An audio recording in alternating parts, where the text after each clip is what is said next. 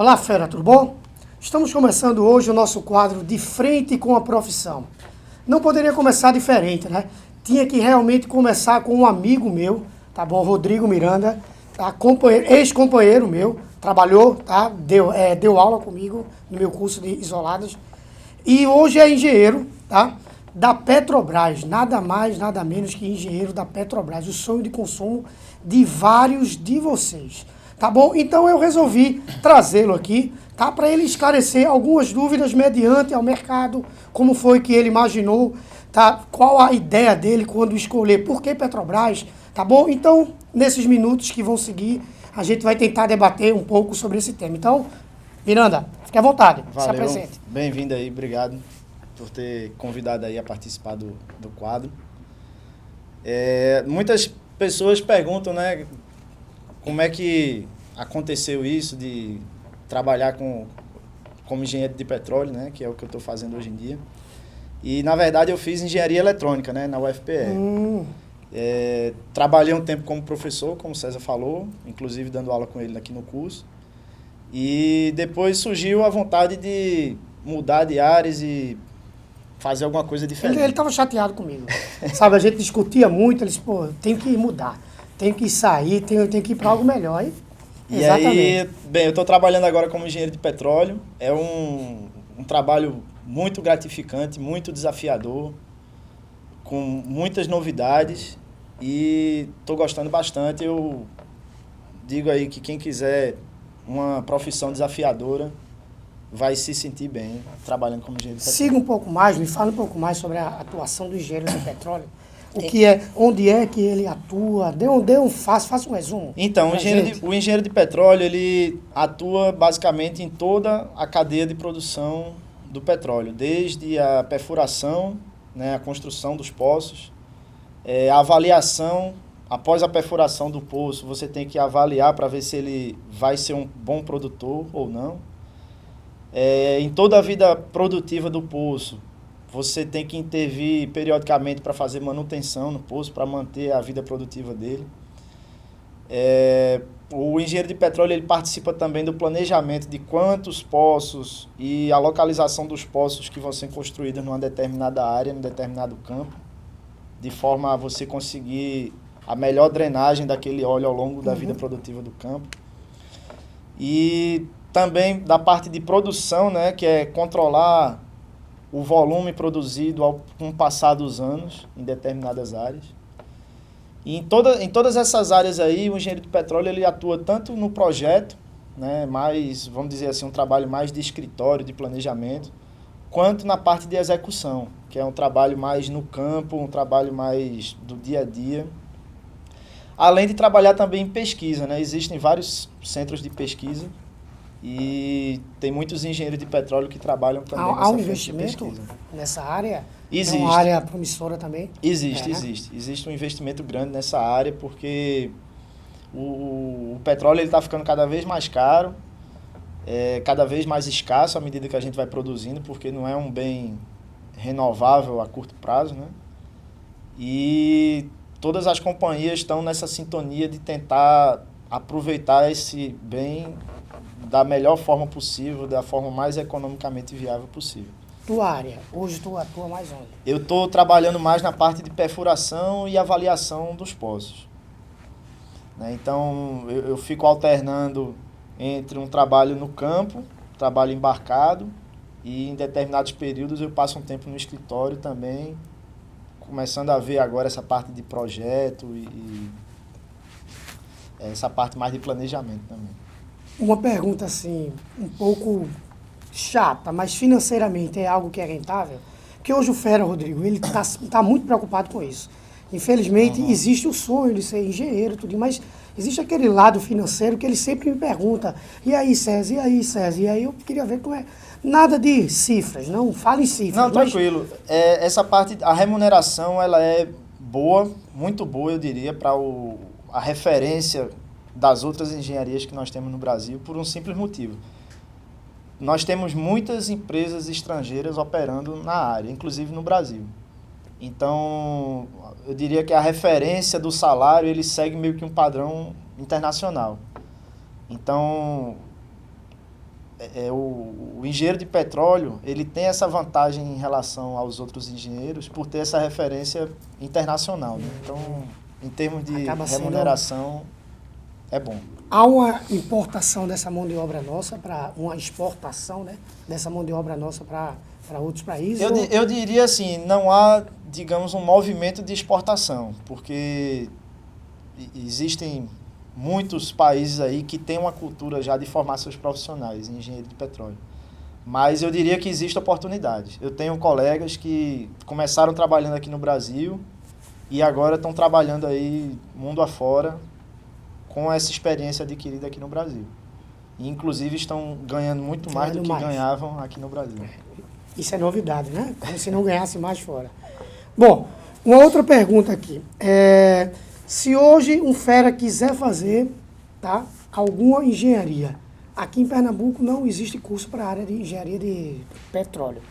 Qual das engenharias ele tinha que escolher, aquela que mais se assemelha, ou não há essa diferença? Ele escolhe uma e depois ele... Enfim. Cezinha, é o seguinte, infelizmente, como você falou, a gente não tem um curso de engenharia de petróleo aqui em Pernambuco. E até no Brasil mesmo, esse curso é um curso muito novo, né? Existem poucas graduações em engenharia de petróleo oferecidas no Brasil. Muitos dos profissionais da área têm uma graduação em diferentes engenharias, seja ela mecânica, civil, elétrica, eletrônica, e terminam fazendo uma pós-graduação em engenharia de petróleo, ou terminam trabalhando na área. Não há um pré-requisito, não, só tais engenheiros podem... Não é não. Inclusive, assim, até porque no momento atual do mercado, se as empresas fossem ter esse pré-requisito, elas não iam conseguir a quantidade de profissionais que elas estão precisando. A gente podia até falar um pouco sobre isso também, né? Sobre o mercado de trabalho, como é que está. Não, com certeza, assim, o mercado de trabalho, ele está não apenas num momento bom, mas ele está com a tendência de melhorar também. Falando especificamente de engenharia de petróleo, a gente está com um planejamento aí de grandes investimentos na área, por parte de todas as empresas que estão atuando no setor. Nós estamos vendo aí essa discussão sobre o pré-sal, que é uma das grandes promessas aí para os próximos anos. E a tendência é ter muito trabalho, pelo menos nos próximos 10, 15 anos, a tendência está muito boa aqui no Brasil. Falando de engenharias de uma forma geral, até porque, para o caso aqui do Fera de Recife, eu acredito que o passo inicial seria não necessariamente fazer engenharia de petróleo, porque aí você teria que se mudar, ia ter que morar em outra cidade. Tem uns cursos técnicos hoje em dia que não é interessante, é melhor ele tentar hoje, não é isso? Eu acredito que é mais interessante fazer uma engenharia, seja mecânica, civil, elétrica, porque a maioria das empresas, elas procuram não um profissional pronto que tenha já os conhecimentos específicos da área, mas elas procuram um profissional que tenha uma capacidade boa de lidar com números, de raciocinar e conseguir resolver problemas. E a partir daí, muitas empresas terminam promovendo esse treinamento para o engenheiro, ou te coloca para fazer uma pós-graduação, ou faz um curso intensivo contigo, para você adquirir esses conhecimentos específicos. Então, a maioria das empresas ela está interessada, na verdade, num profissional capacitado, digamos assim, intelectualmente, né, para conseguir desenvolver aquele trabalho. O curso de engenharia tem isso, né? Dá uma base administrativa, dá uma base, né? Não é só o cálculo, né? Acho que o engenheiro ele sai com essa base, ele sai com esse preparo. É verdade. Coisas que outras profissões às vezes não. Mas a gente de engenharia, porque eu sou engenheiro mecânico também, tem esse lado aí interessante, administrativo também. Com certeza. Um exemplo é o próprio concurso da Petrobras para engenheiro de petróleo, né? O cargo é engenheiro de petróleo, mas ele é aberto para graduados de qualquer engenharia. Então basta você ter a inscrição no CREA, que você está apto a fazer esse concurso. Não abre-se estágios nessa área. Quando o aluno acaba o curso, não há essa possibilidade. Existe estágio, mas aí você teria que estar fazendo graduação em engenharia de petróleo. Que então, aqui para Recife não seria o caso. Teria que acabar o curso, depois entrar nessa área. Uma coisa aí também é disposição para morar fora, porque... Não há aqui não, né? Isso, Pernambuco não tem... A gente está começando agora... Não, o curso da Petrobras não. A gente está começando agora com essa atividade aí na refinaria, né? Que é mais a parte de processamento, embora não seja o foco do engenheiro de petróleo, mas existem também algumas oportunidades para trabalhar, mas não é o foco. Existem outros trabalhos aqui, falando especificamente da Petrobras, não na área de engenharia de petróleo, mas engenharia civil, engenharia elétrica, existem algumas oportunidades de emprego aqui, mas não é o foco mesmo. Se o cara quiser trabalhar como engenheiro de petróleo, ele tem que ter essa disposição de viajar, morar fora. A sua casa vai ser o mundo. Qual é o mais próximo daqui que tem? Eu acredito que em Natal tem Natal, engenharia de petróleo. Consegue já...